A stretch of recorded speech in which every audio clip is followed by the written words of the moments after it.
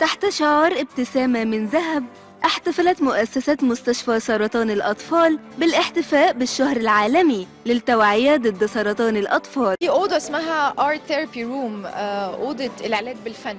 الأطفال كانت بترسم وبتلون تلعب بالليجو، وده بشكل يومي.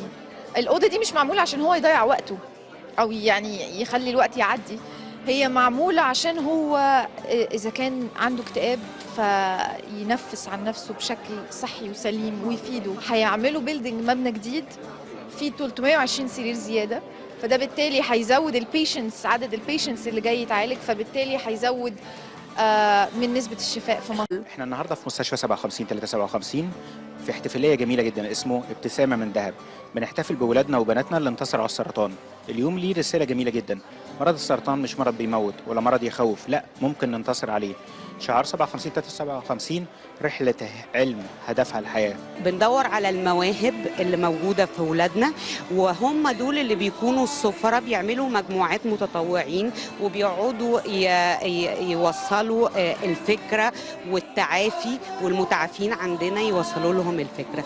عروض مسرحية ورقصات بهلوانية والرسم بالرمال، جميعها عروض قدمها موهوبين لرسم البهجة على وجوه المرضى اللي موجودين في المستشفى واللي تعافوا تماما من المرض. ربنا هو مفرح القلوب، بس ربنا جعلني سبب لفرحة قلبه، وانا بتمنى بقول يا رب يا رب يعفي كل اولادنا، وبتمنى بقول لو اقدر اطلع قلبي واقطعه حته صغيره وادي لكل طفل حته من قلبي عشان يكون فرحان ومبسوط، هعمل كده مش هبخل عليه. الحمد لله خفيت، وبدعي لسه المرضى اللي في المستشفى، بدعي لاصحابي. بدات ان انا اخد علاج كيماوي، تحدد لي 16 جرعه.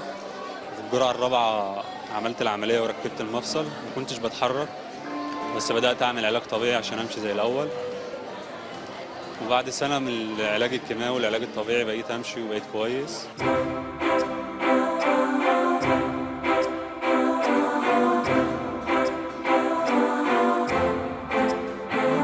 البسمة اترسمت على وجوه كل الموجودين من المرضى والمدعوين وحتى المتعافين.